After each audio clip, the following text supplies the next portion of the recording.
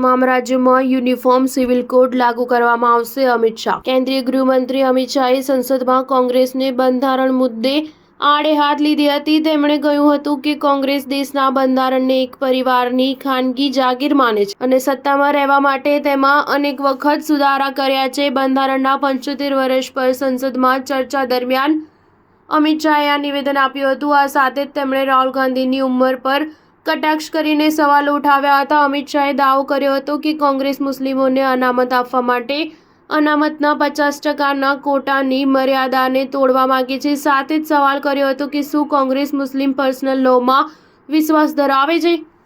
કોંગ્રેસે ક્યારેય પણ પછાત વર્ગ માટે કામ નથી કર્યું. અમિત શાહે અન્ય એક મોટી જાહેરાત કરી હતી. તેમણે કહ્યું હતું કે ભાજપ ઉત્તરાખંડમાં યુનિફોર્મ સિવિલ કોડ લાવી રહી છે અને સમગ્ર દેશના તમામ રાજ્યોમાં યુનિફોર્મ સિવિલ કોડ લાગુ કરવામાં આવશે. કેન્દ્રીય ગૃહમંત્રીએ કહ્યું હતું કે છેલ્લા 75 વર્ષથી કોંગ્રેસ બંધારણના નામે છળકપટ કરી રહી છે. ગાંધી અને નહેરુ પરિવાર કોંગ્રેસને જ નહીં બંધારણને પણ પોતાની ખાનગી જાગીર માને છે. કોંગ્રેસે પક્ષ શાસિત 2 રાજ્યોમાં ધર્મ આધારિત અનામતનો અમલ કર્યો છે અને મુસ્લિમોને અનામત આપી છે, જે ગેરબંધારણીય છે. બંધારણમાં સ્પષ્ટ ઉલ્લેખ છે કે ધર્મના આધારે અનામત ના આપી શકાય. કોંગ્રેસ ઓબીસીની સુખાકારી માટે કામ કરવા નથી માંગતી અને તેથી જ અનામતની 50% લિમિટ તોડીને મુસ્લિમોને અનામત આપવા માંગે છે. પરંતુ જ્યાં સુધી આ સંસદમાં એક પણ ભાજપનો સાંસદ રહેશે ત્યાં સુધી ધર્મના આધારે અનામત આપવા નહીં દઈએ. સ્ટાર ન્યૂઝ 7 હંમેશા સચ્ચાઈની સાથે.